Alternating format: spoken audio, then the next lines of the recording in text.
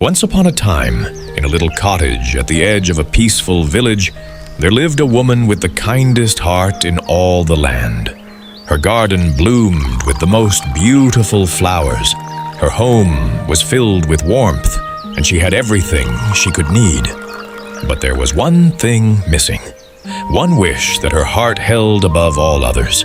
She longed for a child, just a tiny little one to love and care for, someone to share her days and sing to at night.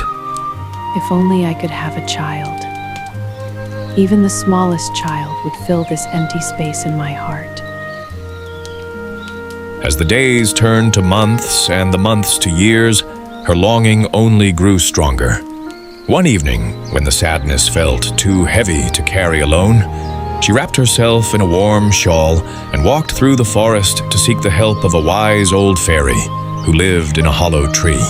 Please, kind fairy, can you help me? I wish for a child more than anything in the world, just a small one, someone to love.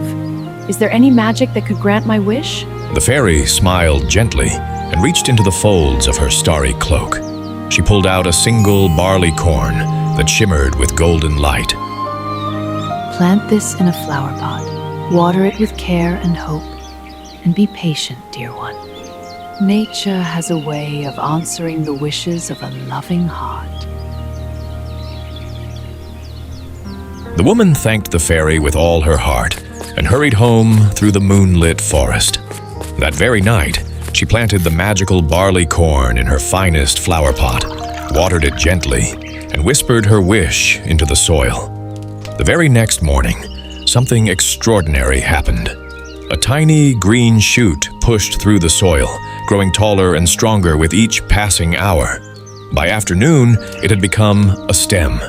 By evening, a beautiful bud had formed, the most perfect flower bud the woman had ever seen, with petals of pink and gold. Oh, what a beautiful flower! Unable to resist, she leaned down and kissed the velvety petals. The moment her lips touched the bud, it opened like a sunrise. And there, sitting in the very center of the flower on a cushion of golden pollen, was the tiniest, most perfect little girl imaginable. She was no bigger than a thumb, with hair like spun sunshine, eyes bright as morning dew, and a dress woven from flower petals. She was perfect in every way. My child, my precious little child. Because she was no larger than a thumb, the woman named her Thumbelina. She loved her with every fiber of her being, and Thumbelina loved her mother just as much. The woman made Thumbelina the most wonderful little home. Her cradle was a polished walnut shell lined with soft violet petals, covered with a blanket made from a rose leaf. During the day, Thumbelina would play on the table, sailing across a shallow plate of water in a boat made from a tulip petal, rowing with tiny oars of white horsehair. And oh, how she could sing! Her voice was like the sweetest bird song, like wind chimes in a gentle breeze.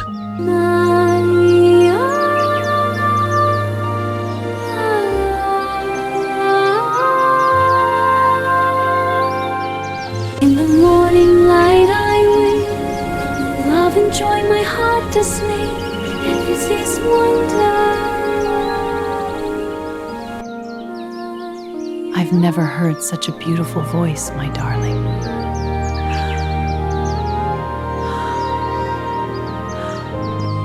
But happiness, as sometimes happens in fairy tales, can be interrupted by darkness.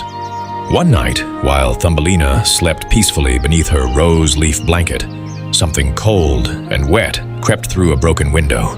It was a large, ugly toad with warty skin and greedy eyes. What a pretty little creature. She would make the perfect wife for my son. Before Thumbelina could even wake, the toad snatched up the walnut shell cradle and leaped back out into the night, hopping away toward the swampy marshlands. We must put her somewhere she cannot escape. The water lily in the stream. She'll be safe there until the wedding. They placed the sleeping Thumbelina, still in her walnut cradle, on a broad green lily pad, floating far from shore in the middle of a wide stream. When morning light touched her face, Thumbelina woke and looked around in terror.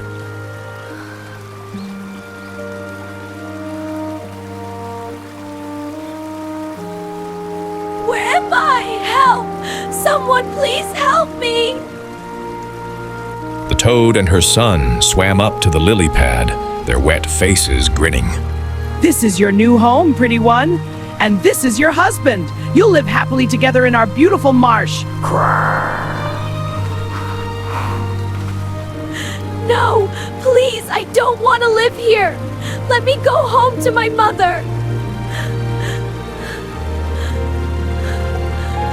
But the toad only laughed, a horrible, croaking laugh, and swam away with the walnut shell cradle, leaving Thumbelina alone and crying on the lily pad. Beneath the water, small silver fish had been watching. They saw Thumbelina's tears falling like tiny diamonds into the stream, and their hearts filled with pity. She doesn't belong here. She's too beautiful and kind for this ugly marsh. We must help her escape. Together, the kind fish gnawed through the thick green stem of the lily pad. Suddenly, with a snap, the leaf broke free from its roots and began to drift downstream, carrying Thumbelina away from the marsh. Thank you, dear fish. Thank you. As she drifted along, a beautiful white butterfly noticed the tiny girl and fluttered down to rest beside her. What a lovely little maiden. Where are you going? I don't know, but anywhere is better than that terrible swamp. Will you stay with me? Thumbelina gently tied one end of her silk sash around the butterfly and the other to the lily pad. With the butterfly's help, the leaf sailed even faster down the stream, past villages and fields of golden wheat.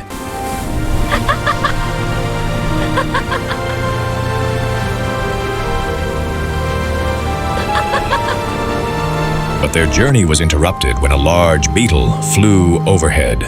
He spotted Thumbelina, and thinking her very pretty, swooped down and grabbed her with his legs.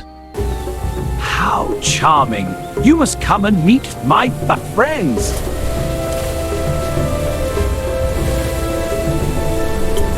The beetle carried Thumbelina up into a tree where many other beetles lived.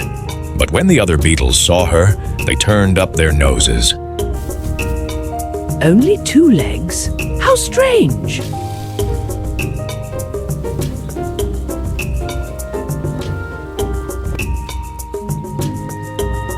She has no feelers at all!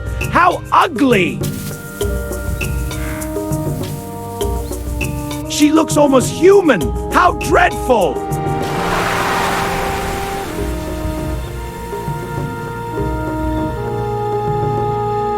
The cockchafer, ashamed that his friends didn't approve, set Thumbelina down on a daisy and flew away, leaving her all alone once more.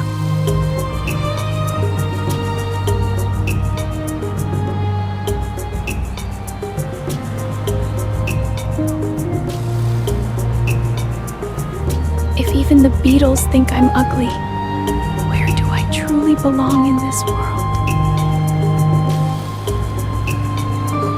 All through the long summer, Thumbelina lived alone in the forest. She wove herself a bed from grass and blades of wheat. She drank dewdrops from flower petals and ate honey from the blossoms. But when autumn came, the flowers died, the leaves fell, and the world grew cold and gray. When winter arrived, Thumbelina was freezing and starving. Each snowflake felt like a boulder falling on her tiny body. Shivering and weak, she stumbled into a harvested cornfield and found a small hole in the ground. There lived a kind field mouse who opened her door and gasped at the sight of the frozen child. You poor, poor child, come in at once! Warm yourself by the fire!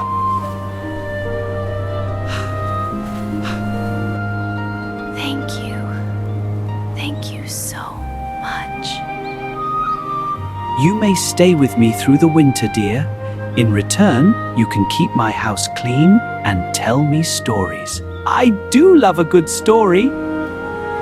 Thumbelina gratefully accepted.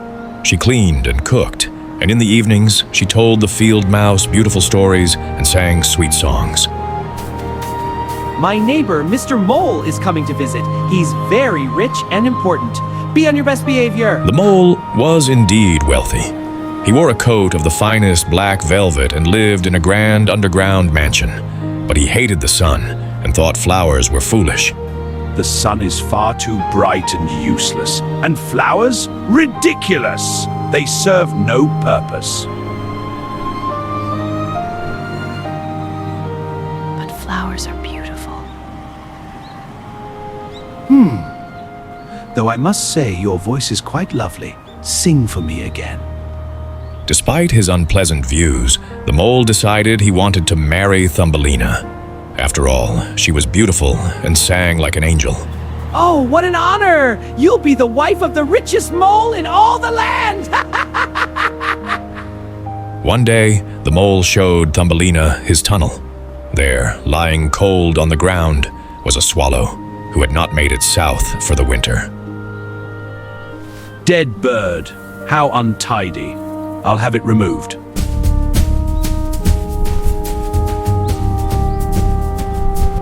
Poor beautiful bird. That night, unable to stop thinking about the swallow, Thumbelina crept back into the tunnel with a blanket woven from hay. She covered the bird gently. To her amazement, she felt a faint heartbeat. The swallow was alive. You're alive. I'll take care of you. I promise.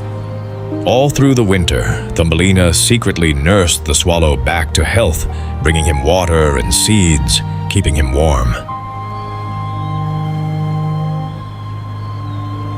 Thank you for saving my life, dear Thumbelina. Come with me. Fly away to warm lands where the sun always shines. I wish I could, but I can't just leave the field mouse after she was so kind to me. Goodbye, dear friend. If you ever need me, I will come. The swallow flew away through the tunnel and up into the bright spring sky. Thumbelina watched him go, tears streaming down her face. The wedding is set for autumn. You'll marry Mr. Mole and live underground forever. But I don't want to live in the dark forever. I don't want to marry someone who hates the sun and the flowers. Nonsense. You'll learn to love it. Now come help me prepare.